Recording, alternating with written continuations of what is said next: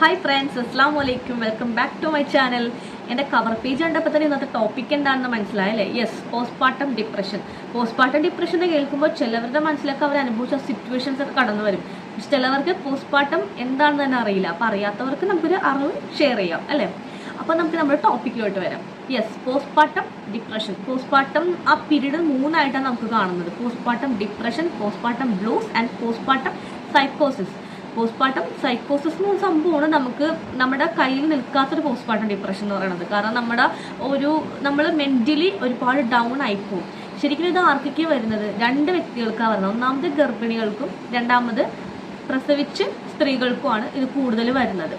അതിൽ പ്രസവിച്ച് കഴിഞ്ഞ സ്ത്രീകളിലാണ് നമ്മളൊരു 90% പ്രസവിച്ച സ്ത്രീകളിലാണ് കാണുന്നത്. ഞാൻ ഈ വീഡിയോ ചെയ്യാൻ രണ്ട് കാരണങ്ങളുള്ളത്. ഒന്നാമത് ഞാൻ ഈ പോസ്റ്റ്മോർട്ടം അനുഭവിച്ചുകൊണ്ടിരിക്കുന്ന ഒരാളാണ്. എൻ്റെ ഡെലിവറി ആയിട്ട് ഇപ്പോൾ 8 month ആയി. രണ്ടാമത്തെ റീസൺ എന്താണെന്ന് വെച്ചാൽ ഇൻസ്റ്റഗ്രാമിൽ ഞാൻ ഒരു സ്റ്റോറി ഇട്ടിട്ടുണ്ടായിരുന്നു. ഇങ്ങനെ ഞാൻ വീഡിയോസൊക്കെ ചെയ്യുമ്പോൾ എങ്ങനത്തെ വീഡിയോസ് ചെയ്യണം എന്നാണ് നിങ്ങളുടെ ആഗ്രഹം അനുവദിച്ചത്. അപ്പോൾ എനിക്ക് കൂടുതലും റിക്വസ്റ്റും ഇങ്ങനെ റെസ്പോൺസ് വന്നത് പോസ്റ്റ്മോർട്ടം ചെയ്യാവോ, നിങ്ങൾക്ക് പോസ്റ്റ്മോർട്ടം വന്നിട്ടുണ്ടോ, പോസ്റ്റ്മോർട്ടം റിലേറ്റഡ് വീഡിയോസ് ചെയ്തിരുന്നെങ്കിൽ ഹെൽപ്ഫുൾ ആവും എന്നൊക്കെ പറഞ്ഞപ്പോൾ ഞാൻ ഓർത്തു ഞാൻ അനുഭവിച്ച കാര്യങ്ങളും എനിക്കറിയാവുന്ന കാര്യങ്ങളും ഈ പോസ്റ്റ്മോർട്ടം എങ്ങനെ വരാം, പോസ്റ്റ്മോർട്ടം വന്നു കഴിഞ്ഞാൽ നമ്മൾ അതിൽ നിന്ന് എങ്ങനെ ഓവർകം ചെയ്യണം എന്നൊക്കെ ഉള്ള ഒരു റിലേറ്റഡ് വീഡിയോസ് ചെയ്യാമെന്ന് വിചാരിച്ചു. ശരിക്കും പ്രഗ്നൻസിയിൽ നമുക്കിത് വരും എന്ന് പറയില്ല. അത് നമുക്ക് കൂടുതൽ നമുക്ക് തടഞ്ഞു നിർത്താൻ പറ്റും. നമ്മുടെ എക്സസൈസിലൂടെയും ബ്രീത്തിങ്ങിലൂടെയും നമ്മുടെ എൻ്റർടൈൻമെൻറ്റിലൂടെയൊക്കെ നമുക്കത് തടഞ്ഞു നിർത്താൻ പറ്റും. നമുക്ക് നല്ലോണം ഉറങ്ങിയിട്ടൊക്കെ നമുക്കത് മാറ്റാൻ പറ്റും പ്രഗ്നൻസിയിൽ. പക്ഷേ ഡെലിവറിക്ക് ശേഷം, ആഫ്റ്റർ ഡെലിവറിക്കാണ് നമുക്ക് കുറച്ച് നമ്മുടെ കയ്യിൽ നിന്ന് ഈ സംഭവം പോകുന്നത്. എനിക്ക് പ്രഗ്നൻസിയിൽ എനിക്ക് ശരിക്കും പറഞ്ഞു കഴിഞ്ഞാൽ ഇപ്പോൾ എൻ്റെ അനുഭവത്തിൽ നിന്ന് ഞാൻ പറയുവാണ്, പ്രഗ്നൻസിയിൽ എനിക്ക് കുഴപ്പമൊന്നും ഉണ്ടായിരുന്നില്ല. എനിക്ക് ഡിപ്രഷൻസും കാര്യങ്ങളും ഒന്നും തന്നെ ഉണ്ടായിരുന്നില്ല. കാരണം ഹാപ്പി ആയിരുന്നു പ്രഗ്നൻസിയിൽ. എനിക്ക് ഉറങ്ങാം, എനിക്ക് കുഴപ്പമില്ല, എനിക്ക് ഫുഡ് കഴിക്കാം. എനിക്ക് 3 month നമുക്ക് എല്ലാവർക്കും ഉള്ളതുപോലെ വോമിറ്റിങ്ങും കാര്യങ്ങളും ക്ഷീണം കാര്യങ്ങളൊക്കെ പോലെ പ്രഗ്നൻസിയിൽ ഉണ്ടായിരുന്നു. ഡിപ്രഷൻ ഒന്നും ഉണ്ടായിരുന്നില്ല. പക്ഷേ അതിന് മാത്രം എനിക്ക് എൻ്റെ ഡെലിവറി കഴിഞ്ഞപ്പോൾ നല്ല ഡിപ്രഷനായിരുന്നു. ഞാൻ പോലും അറിയാതെ എന്നിലോട്ട് വന്നൊരു ഡിപ്രഷൻ. ഞാനിപ്പോൾ ആ ഡിപ്രഷനൊക്കെ ഓവർകം ചെയ്തുകൊണ്ടിരിക്കുകയാണെന്ന് വേണമെങ്കിൽ പറയാം. ഇപ്പോൾ ചിലവർക്ക് ഈ ഡിപ്രഷൻ സ്റ്റേജസ് ചിലപ്പോൾ ഒരു 1 month 2 month അതിലൊക്കെ മാറും. ചിലവർക്ക് അത് 1 year 2 year 5 years വരെ നീണ്ടു നിൽക്കാവുന്ന ഡിപ്രഷൻസ് ഉണ്ട്. നമ്മൾ കൂടുതലും ഈ ഡിപ്രഷൻസ് വന്നു കഴിഞ്ഞാൽ ചെയ്യേണ്ടതെന്ന് വെച്ച് കഴിഞ്ഞാൽ സപ്പോർട്ട് ചെയ്യുക. ഫാമിലി സപ്പോർട്ട് ആണ് ഏറ്റവും ഈ ഡിപ്രഷൻ നമുക്ക് ആവശ്യം. കാരണം ഒരു ഡെലിവറി കഴിഞ്ഞ ഒരു സ്ത്രീക്ക് തൻ്റെ ഭർത്താവിൻ്റെ സപ്പോർട്ടും ഫാമിലി സപ്പോർട്ടും ഉണ്ടെങ്കിൽ ഒരു 90% സ്ത്രീകൾക്കും ഈ ഡിപ്രഷൻസൊക്കെ ഒരു 1 month 2 month കൊണ്ട് മാറ്റാവുന്നതാണ്. പക്ഷേ മിക്ക ഫാമിലിയിലും ഇതെന്താണെന്ന് പോലും അറിയില്ല. പോസ്റ്റ്മോർട്ടം കേൾക്കുമ്പോൾ തന്നെ ആൾക്കാർ എന്ത് സാധനമെന്ന് ചോദിക്കുന്ന സംഭവമാണ് ഇപ്പം നമ്മൾ കാണുന്നത്. എത്ര ടെക്നോളജീസ് വളർന്നു അല്ലെങ്കിൽ മോഡേൺ ആയി എന്ന് പറഞ്ഞാൽ പോലും കൂടുതൽ ഫാമിലീസിൽ പോസ്റ്റ്മോർട്ടം ഡിപ്രഷനൊന്നും കുറിച്ച് അറിയില്ല.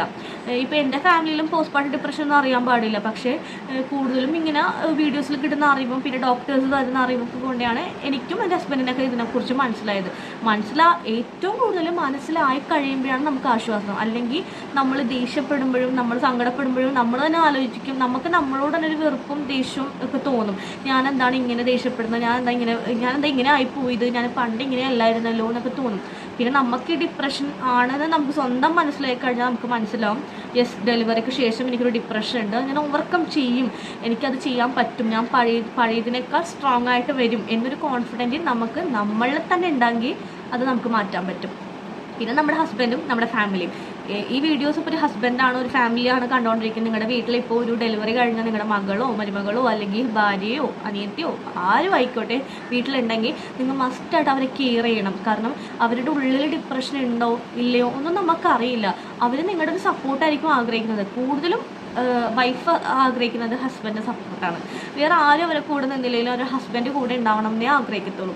ഞാനും അങ്ങനെ തന്നെ ആഗ്രഹിച്ച് എനിക്ക് എൻ്റെ ഹസ്ബൻഡിന് ഈ പോസ്റ്റ്മോർട്ടം ഡിപ്രഷൻ്റെ അറിയാമായിരുന്നു. അതുകൊണ്ട് എനിക്ക് കൂടുതലും സപ്പോർട്ടായിരുന്നു. ഹസ്ബൻഡിൻ്റെ സപ്പോർട്ട് കൊണ്ട് മാത്രമാണ് ഞാനിപ്പോൾ നിങ്ങളുടെ മുമ്പിൽ ഇങ്ങനെ വീഡിയോ ചെയ്യുന്നത് വേണമെങ്കിൽ പറയാം.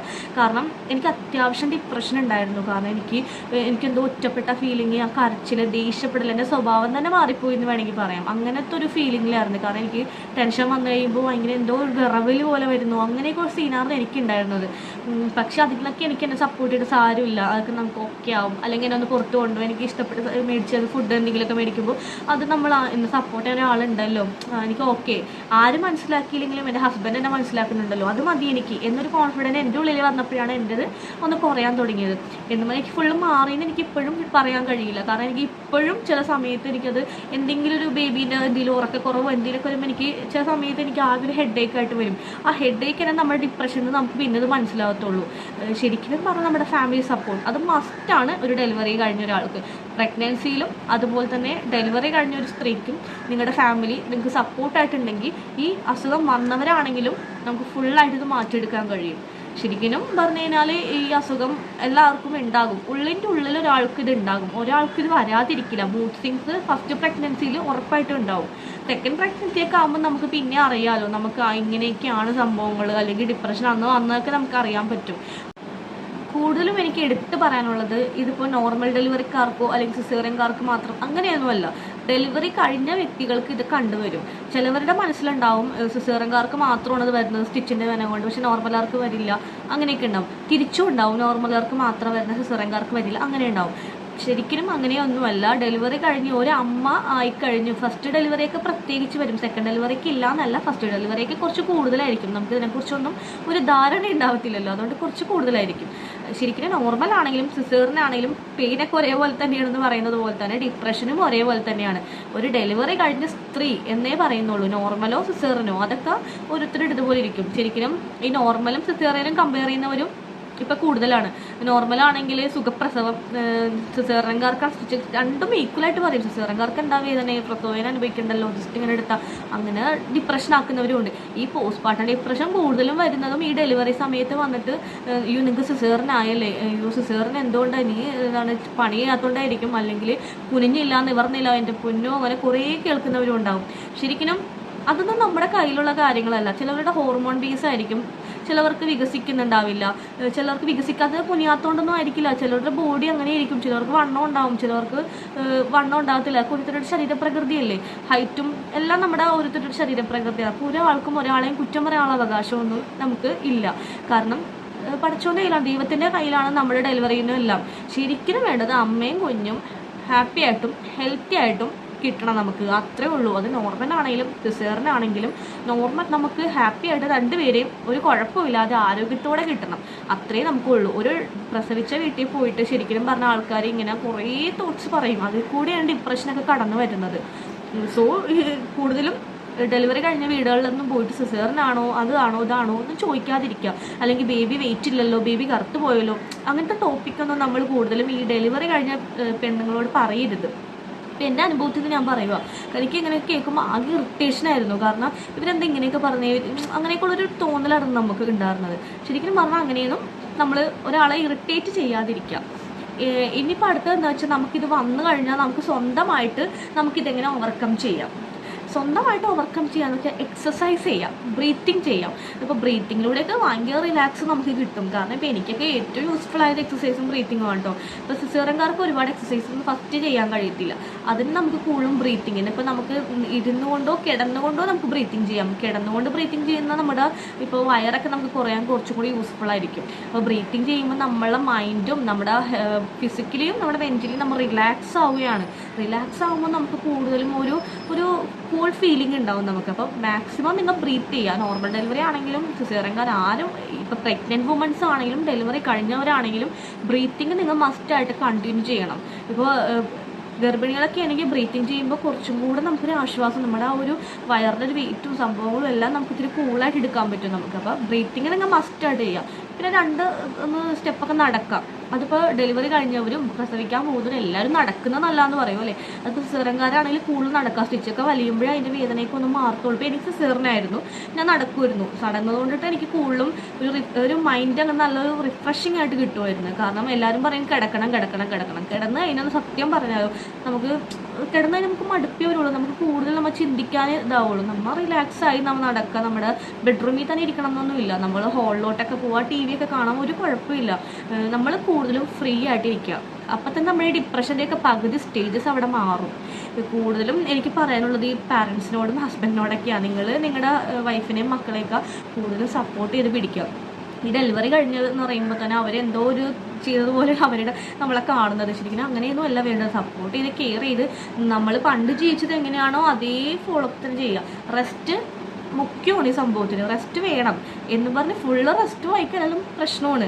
നമ്മൾ ഇടയ്ക്കൊക്കെ ഒന്ന് പുറത്ത് പോയി ബേബി ആയിട്ടാണെങ്കിൽ ബേബീനെ ഇപ്പോൾ നോക്കാൻ ആരെങ്കിലും ഉണ്ടെങ്കിൽ ഏൽപ്പിച്ചിട്ട് പുറത്ത് പോവുക, ഒന്ന് പുറത്തൊക്കെ കൊണ്ടുപോവുക, നമുക്ക് ഇഷ്ടപ്പെട്ട എന്തെങ്കിലുമൊക്കെ വാങ്ങിക്കൊടുക്കുക. അങ്ങനെയൊക്കെ ആകുമ്പോൾ തന്നെ ഈ ഡെലിവറി കഴിഞ്ഞ സ്ത്രീകൾക്ക് ഒരു റിലാക്സ് മൈൻഡ് വരും.